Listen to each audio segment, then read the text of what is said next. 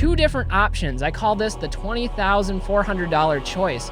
And I'm curious where you guys would weigh in on this. Would you rather have the PSA 9 first edition base set Charizard, the iconic single, or would you rather have a complete first edition PSA 10 Neo Destiny Shining set?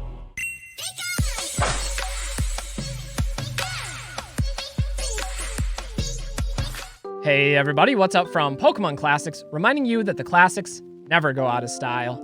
Now this video has been long overdue, I've been extremely busy, but recently Goldin Auctions wrapped up one of their biggest auctions of the year, their summer collectibles auction, and this auction featured a number of really high value items in the Pokemon market. So I thought it'd be interesting to take some of these auction results, break them down, and try to extrapolate some of the data to draw some conclusions about the larger Pokemon market. So consider this a Pokemon market update video. Really, I wanted to break this down into 6 different categories. We're going to start by taking a look at some of the higher end items, some trophy cards, as well as some booster box cases. From there, we'll transition to everybody's favorite card, the first edition base set Charizard. Absolutely iconic. Then we'll transition into some individual booster boxes, and there was actually a very large sample size of booster boxes in this auction, both English ones as well as Japanese ones. And I do think we're starting to see a hierarchy emerge for where those boxes align in terms of prices. Then we'll take a look at some historical oddities. That is one of the unique things about this auction cycle, as it had a variety of test print items and square cut cards. And then lastly, we got to talk about notable deals, because every auction always has something that goes under the radar. In the case of this auction, I think there was a few items that fit that bill. Anyway, guys, let's roll into this one. A lot of data coming your way. Let's check it out. All right, guys, let's kick this one off by taking a look at a few of the higher valued items featured in this auction, including 2 Japanese trophy cards, as well as a couple booster box cases. Now, in this particular auction, we had 2 different numbered trophy cards coming out of the 1998 Japanese promo series. Now, these are very difficult cards to find and very rarely enter the auction circuit. So having 2 of them posted in the same auction is pretty rare. Now, the first of these 2 was the 3rd place trainer card, the bronze card, and this one was graded a near mint to mint 8, and it sold for $216,000. Now, I'm not an expert in Japanese trophy cards by any means. I'm really more of a set card collector myself. In particular, English cards are my area of specialty. But I have to think that this is a pretty solid price. I mean, we're in the 6 figures for both of these 2 trophy cards, and it just goes to show you that the market for these really rare historical items still remains very competitive, especially when we look at the second one. Now, this one was truly a gem, and it's not just because the gem mint grade, but just how scarce this card actually is in the grade. These cards are notoriously difficult to grade due to their misalignment of the centering, and so to find one in gem mint condition is almost unprecedented. And that's probably why this card sold for $444,000. Again, I can't tell you how this compares to some of the previous sales, especially since most of those sales are generally private, but I have to think that this is a pretty competitive price and one that shines brightly on the vintage trophy card market. If we take a look at some of the booster box cases, there's also some surprising data here. Now, the first of these cases was a German first edition base set case, which includes 6 booster boxes. And the total sale price here was $45,600. Now, doing the math, the boxes come out to be just under $8,000 a piece, and to me this is a little bit surprising. I would have expected more of a premium for a case that still has all 6 boxes with it. Even if the case is unsealed like this, there's a little bit of historical significance to that, but apparently the market doesn't think so. Especially when we look at our next case of boxes as well, and this time it's English, but English first edition fossil set, again, it's 6 booster boxes.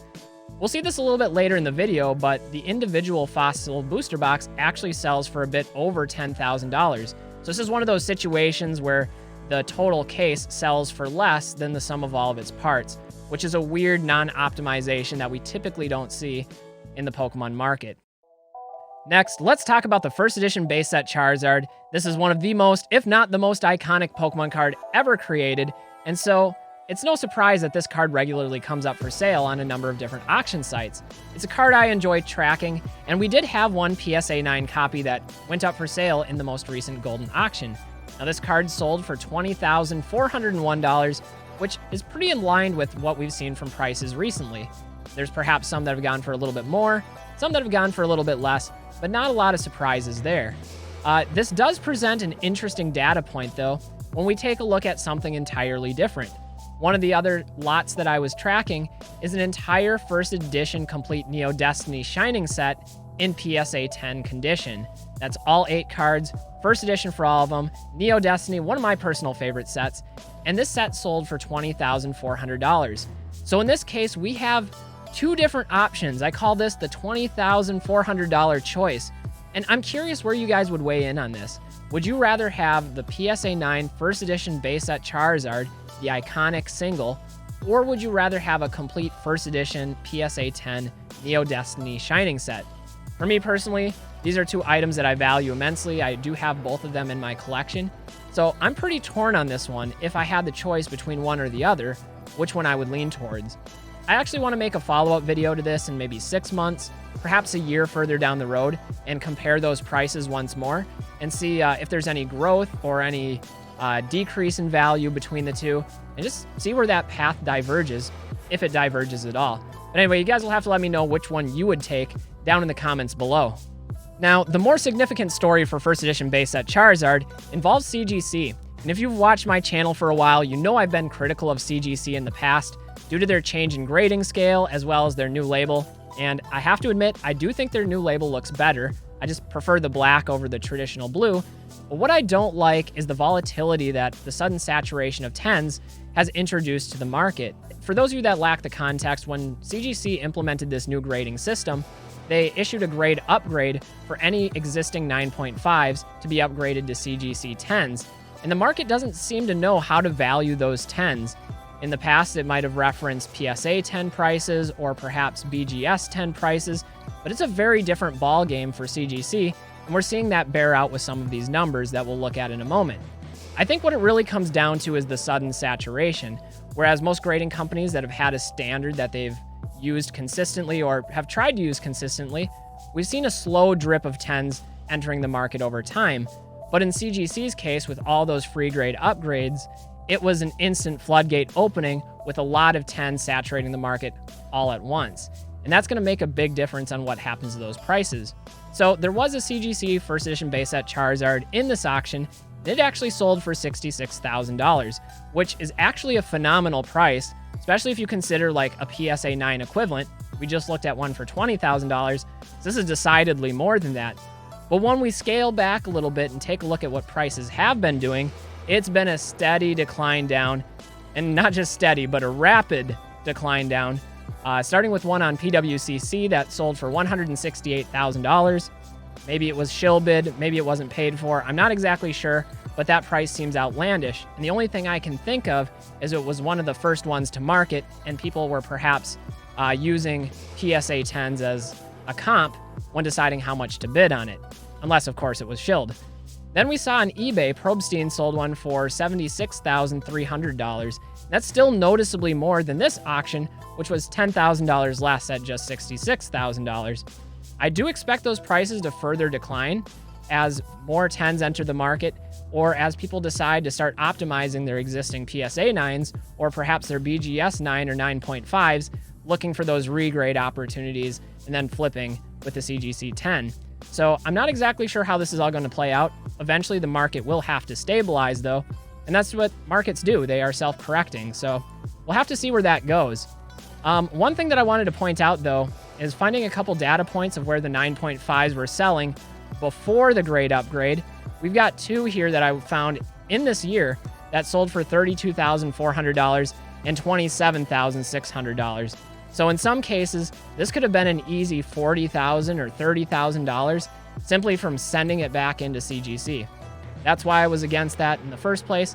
I think there needs to be some level of consistency, especially for valuation purposes. But again, you guys will have to let me know what you think and how we can explain what those prices are doing with CGC 10. Is it going to rebound? Is it going to further decline? That's anybody's guess, and I welcome your guesses down in the comments below. Next, let's talk some WOTC booster boxes. Now, one of the things I actually really liked about this auction was the relatively large sample size of individual first edition sealed vintage boxes. That's something you don't find very often.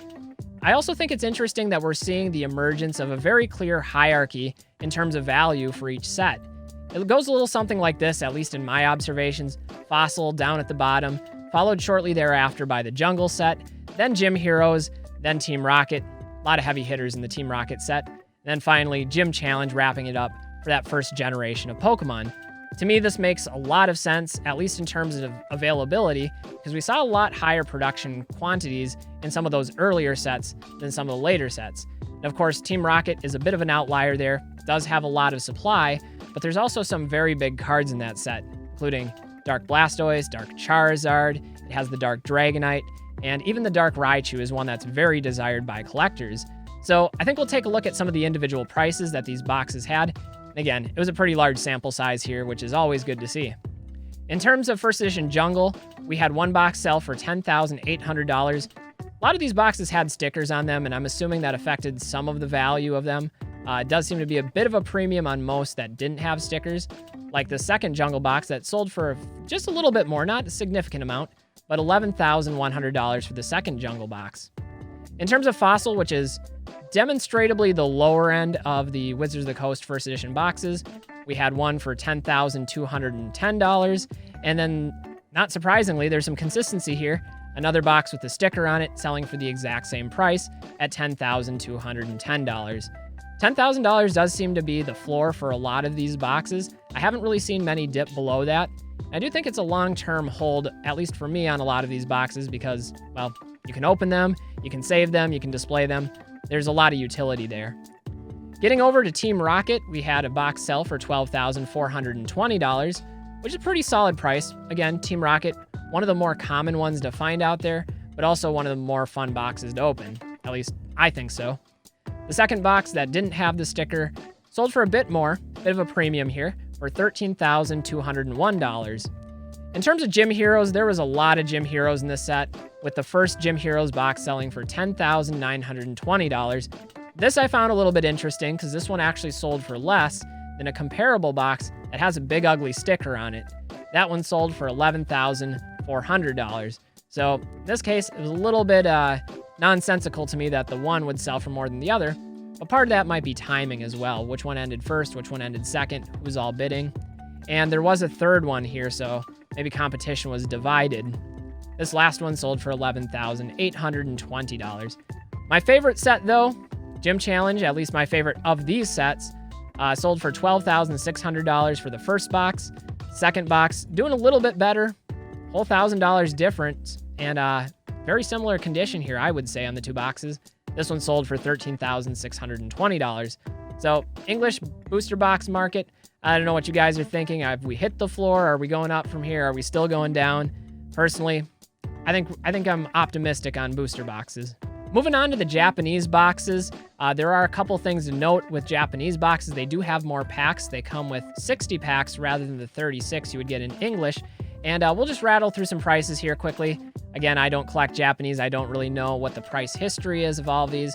But we did have a base set Japanese box sell for $24,000. Then we had the Jungle set sell for $14,400. Fossil set came in a little bit higher at $15,000. I really like the artwork on the box of that. That's a beautiful artwork. It's way better than the English one. Personally, it's one of the few times that I'll say that, but you got the 3 legendary birds on there. The Team Rocket box sold for $15,960. Unsurprisingly, there's a bit of a premium for Japanese Team Rocket, just like there is in English. And then the Gym box sold for $15,000 even.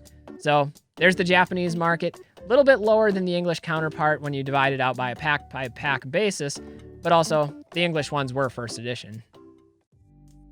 Next, let's take a look at some historical oddities, and I have to admit, some of these cards are actually quite cool, including these prototype cards, these test print cards that I was keeping an eye on. Now, if you take a close look at these, you'll notice that they have the disco holofoil pattern that wasn't actually used. They're missing evolutions in the evolutionary box. They're missing energy costs as well as the retreat and the resistance. They're just really cool historical items.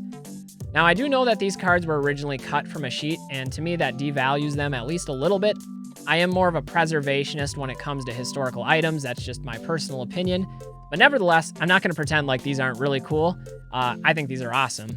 So first we have some of the lower end holographic cards like Poliwrath here.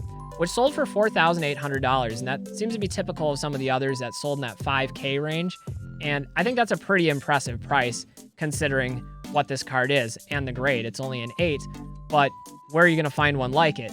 It's a pretty unique card. In terms of some of the more higher-end holographics, or the Pokemon that we would typically view as more desirable, Alakazam comes to mind. It's my personal favorite Pokemon in all of Pokemon, and this one sold for $9,000, so almost twice the price of the Poliwrath.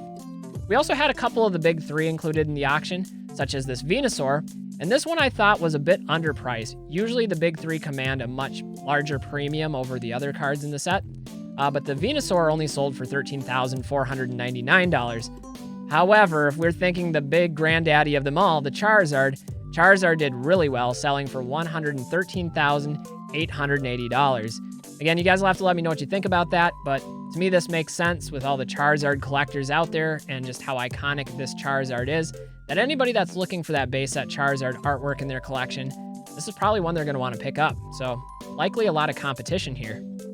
Continuing with some base set test prints, we have these square cut cards featuring the Cosmos holofoil pattern rather than the Galaxy holofoil pattern that base set actually did release with. So a unique oddity in and of itself. You'll notice these have the new CGC label on them, and they actually did pretty well. Now this wasn't the whole set of base set cards, but there were a few sprinkled into this auction, including a fan favorite here, Mewtwo, which sold for $6,000. Pretty solid price, I think. We came up one short of having all 3 of the big 3. Fortunately, we did get 2 of them, including the Blastoise, which in an 8.5. Just an aside, I really loathe the 8.5 grade. I'd much rather have a 9 or an 8 just to know where I stand, but that's beside the point. This 8.5 sold for $12,300, which is a pretty strong showing. Of course, this doesn't compare, it doesn't keep pace with the Charizard, which in a 9 sold for $30,000. Again, I think these cards are pretty cool. Personally, I like the other ones a bit more, the ones that are missing design elements and that have the disco holofoil pattern. At least for me, that's more traditionally of what I would think when I think of a test print, where these are just the replacement of the holofoil background. But anyway, you guys will have to let me know what you think about these, as well as those disco pattern design elements from the previous cards, down in the comments below. Finally, we have a pair of cards that I wouldn't necessarily qualify as historical oddities, so much as signature oddities. And while I've seen a number of cards that have been signed by their illustrators, I haven't seen any quite like this, where the illustrator has drawn on the Pokemon design itself. So the first one that we have is this base set Gyarados, which sold for $2,700. And in addition to the signature from Arita, it also has the Gyarados colored in, which I assume is meant to make it look like a shiny Gyarados.